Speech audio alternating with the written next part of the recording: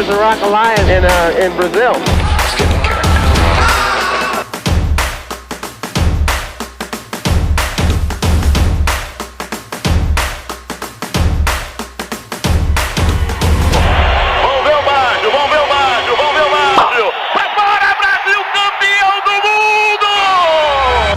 Em 1994, Lula achava que era sua vez de carregar a faixa de presidente.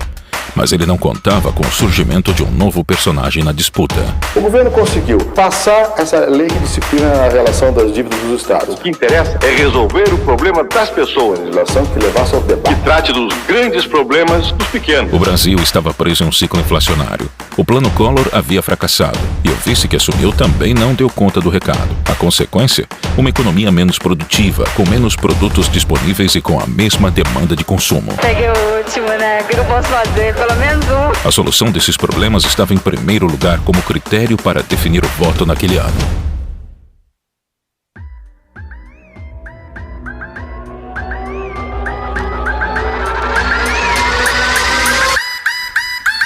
Prometo manter, defender e cumprir a Constituição.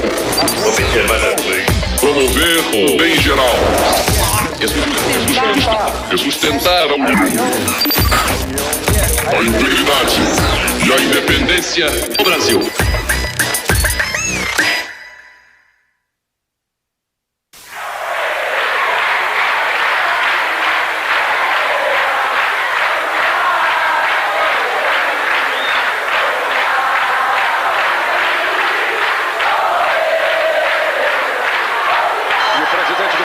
Aciona a campainha pedindo silêncio das galerias para que comece a parte efetiva da posse.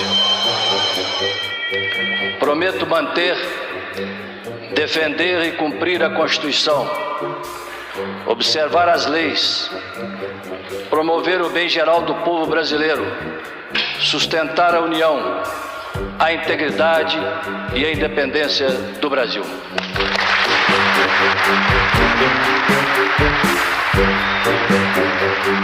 Depois da renúncia de Collor em 92, Itamar Franco assumiu a presidência. Sem adversários à altura, Lula deixou de ser só o líder dos trabalhadores para ser também o provável vencedor da próxima eleição. Lula mantém a liderança e foi o que mais cresceu. Se a eleição fosse hoje, Luiz Inácio Lula da Silva, do PT, ficaria em primeiro lugar, com 39%. Na última pesquisa, ele tinha a preferência de 36% dos eleitores. As intenções de voto indicavam Lula como futuro presidente, e o PT já estava escolhendo os ministros. O Lula tem uma bancada no Congresso Nacional que não teve um nome envolvido na CPI do Collor, um nome na lista do jogo do bicho. Tem uma bancada que tem ética na política. A esperança em Lula era tão grande que em abril de 1993, o presidente do PSDB admitiu a intenção de formar uma aliança com o PT para concorrer em outubro. Mas o sonho de Lula de finalmente ser o presidente do Brasil começou a desabar. O novo ministro da Fazenda, Fernando Henrique Cardoso, se reúne com os líderes do PSDB. O principal assunto foi uma estratégia para evitar choques entre o partido... Em maio de 93, o desconhecido Fernando Henrique Cardoso foi nomeado pelo presidente Itamar Franco para o cargo de ministro da Fazenda. A missão de FHC era acabar com a inflação que chegava a 1.348%. O desespero do brasileiro pesava em seus ombros. Quem tiver realmente amor à melhoria de condição de vida do povo tem que ter um olho muito pregado na inflação. A pessoa que entra num lugar novo não deve começar quebrando cristais, não. Deve começar a olhar com atenção. O que estiver funcionando bem não há por que mexer. O que estiver funcionando mal se troca. Depois toda a plateia aplaudiu de pé o novo ministro da Fazenda. Em agosto de 93, Fernando Henrique juntou uma equipe de economistas para montar o Plano Real. Em 1994, o projeto foi anunciado. Nós estamos desenhando um programa econômico de estabilização para um país de alta inflação, com crescimento econômico e uma sociedade aberta e democrática que nós queremos mantê-la assim. Depois de décadas de inflação, o Plano Real tirou o Brasil da queda livre. Foi eficaz, estabilizou a economia e aumentou o poder de compra da população. Primeiro vem o ajuste fiscal, um corte de 22 bilhões de dólares no orçamento, ou 5 trilhões e meio de cruzeiros reais. Ainda assim, é preciso mais dinheiro para equilibrar as contas. A ideia, então, é aumentar todos os impostos em 5%. Haverá um sacrifício, indiscutivelmente. De todos. De todos. Quando toda a economia estiver atrelada ao novo índice, chegará a hora de mudar de moeda. Esse pão com manteiga, que custa 600 cruzeiros reais, passaria a custar 26 centavos de reais. No dia 1º de julho de 94, o real começou a circular. Na estreia oficial do real, não houve atropelos. O movimento foi tranquilo nos bancos e caixas eletrônicos de todo o país. Sarney, Collor e Itamar já haviam cortado os zeros, congelado os preços e renomeado a moeda. Mas nada tinha funcionado. O real nascido hoje é a 9ª moeda brasileira em meio século. A diferença do plano de FHC era sua gradatividade. Não foi lançado do dia para a noite como o plano de Collor. A grande diferença deste plano é que ele não teve um dia D. Nada entrou em vigor hoje, por decreto, automaticamente. E a grande sacada do ministro era que os resultados se consolidariam durante o período eleitoral. Pois é, lançado o real, o governo vai usar a chamada âncora cambial para segurar a inflação nos primeiros 3 meses. Assim, R$1 ficaria valendo $1 nesse período. Então, vamos contar. Congelamento cambial seguraria a inflação perto de zero, pelo menos em julho, agosto e setembro. E dia 3 de outubro é dia de eleição. Uma curiosa coincidência, né?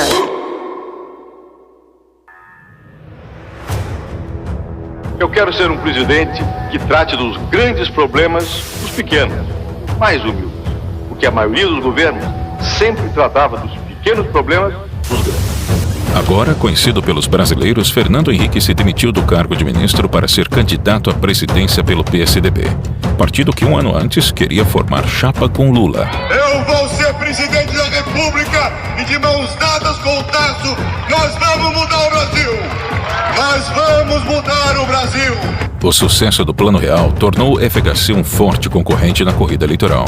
Agora, Lula tinha um adversário e o Plano Real era a pauta dessa briga. Imediata, é preciso ver no longo prazo se a economia brasileira resiste. Esse plano foi feito com cuidado, com muita objeção do PT, do PDT que atrapalhava, mas nós fomos fazer. A continuidade da medida que acabou com a inflação dependia da vitória de FHC nas urnas. O PT, liderado por Lula, era uma ameaça ao plano. E esse Plano Real não se sustenta depois da campanha, porque o pessoal que está junto com o Fernando Henrique Cardoso não quer estabilidade nesse país, até porque são eles. Foram eles que criaram todos os planos e foram eles que derrotaram todos os planos. A disputa ia começar.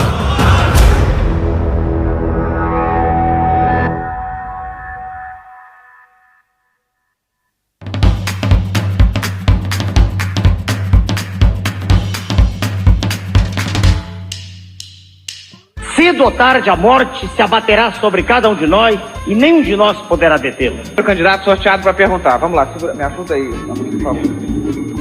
Se é fundamental para dirigir... Ok, tá feita. Eu percebo que o nível de escolaridade do senhor é mínimo. É muita ignorância querer confundir capacidade política com curso superior. Não por ignorância, perdoe-me o senhor. O nosso satélite, a Lua, gira em torno da Terra e nenhum de nós pode fazer absolutamente nada para modificar sua trajetória. O seu tempo está correndo. Sim. Saiu você, Lula. Tá Você vê aqui. Erraram os que votaram no Collor e erramos nós que votamos no Lula. Sabe por quê? Pela inexperiência. Agora, ao contrário. A mim. Dê a preferência ao Fernando Henrique. Então vamos lá? Claro, vamos lá. Eu não tinha dúvida quanto à preferência do governador Brizola. Um dia de sol equivale a 315 mil usinas de Itaipu funcionando o tempo todo.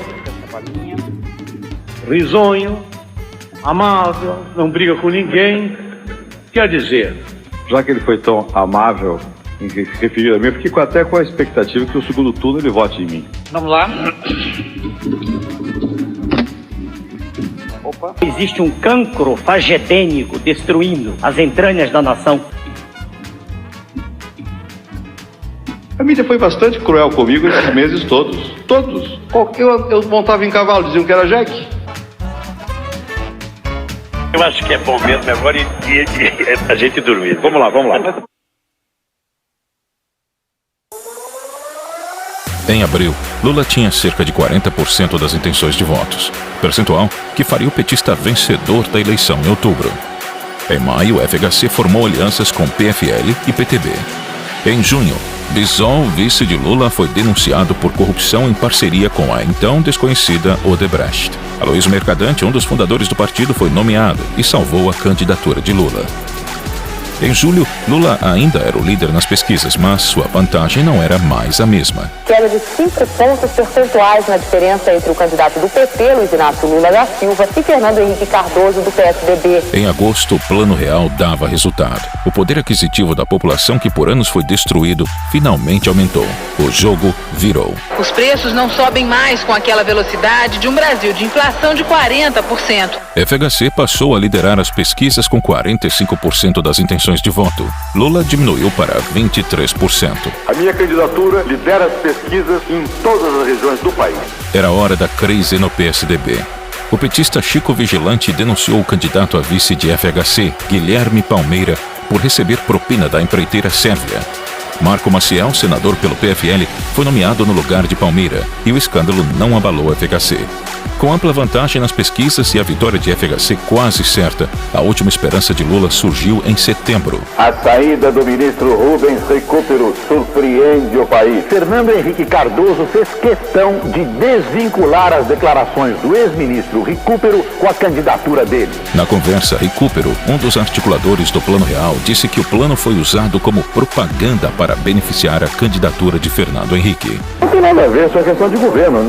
Ele não está em campanha comigo. A conversa foi captada por antenas parabólicas e amplamente divulgada pela mídia. E foi assim que uma pessoa em Brasília flagrou as declarações do ministro e gravou tudo. E o Brasil conheceu os bastidores do Recupero. Eu não tenho escrúpulo, eu sei isso mesmo. O que é bom a gente fatura, o que é ruim, porque o que o ministro acaba de fazer é brincar com o sentimento de uma nação. É a candidatura oficial. Meus adversários querem derrubar a minha candidatura de qualquer jeito.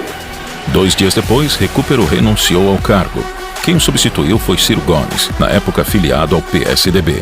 A equipe está feliz com a designação do Ciro e o Brasil também. Para desespero do PT, mais uma vez a popularidade de FHC não sofreu abalos após a crise. O golpe final contra Lula aconteceu ainda em setembro. O Plano Real, criado por FHC, diminuiu a inflação para 1,95%. A inflação desse mês não vai passar de 2%.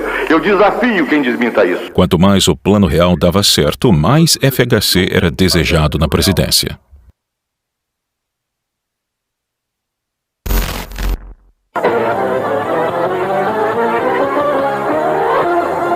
O candidato Fernando Henrique Cardoso votou pela manhã em São Paulo. A movimentação em frente ao prédio onde ele mora, na zona oeste da capital, começou bem cedo. Eu não sei quem vai ganhar a eleição. Isso certamente depende que vamos ver dentro de 2 dias, nós teremos uma certeza disso. Eu não quero avançar o sinal, mas eu acho que ganhe quem ganhar, nós temos um Brasil mais confiante em si. Às 11 da manhã aumentou o burburinho aqui em frente a um colégio da Zona Sul de São Paulo. O candidato Fernando Henrique estava a caminho para votar. Como todos os eleitores, preencheu as cédulas, uma de cada vez. Se embananou com a mesa de votação, o candidato erra a urna. E quase teve o voto revelado por uma câmera indiscreta. Lula votou em São Bernardo do Campo, confiante de que vai para o segundo turno. 9 da manhã, começava o dia de Luiz Inácio Lula da Silva. E esse café? Seria o café da manhã de um derrotado? Sim, mostravam todas as pesquisas. Não, rebatia de pronto a militância petista. Lula foi votar, furou a fila e votou. E ficou emocionado. Depois desse gesto, Lula mudou, ficou mais confiante e prometeu: a eleição teria um segundo turno. Quando a gente vê esse mundaréu de gente na rua, quando a gente vê essa garra na rua, a gente tem certeza que vai ganhar essas eleições. No dia 4 de outubro de 1994, as urnas terminaram de ser apuradas e confirmaram o que todos já esperavam. FHC derrotou Lula no primeiro turno com 54% dos votos, contra os 27% do candidato do PT. Da galera. Defender e cumprir a Constituição. Observar as leis promover o bem geral do povo brasileiro, sustentar a união, a integridade e a independência do Brasil.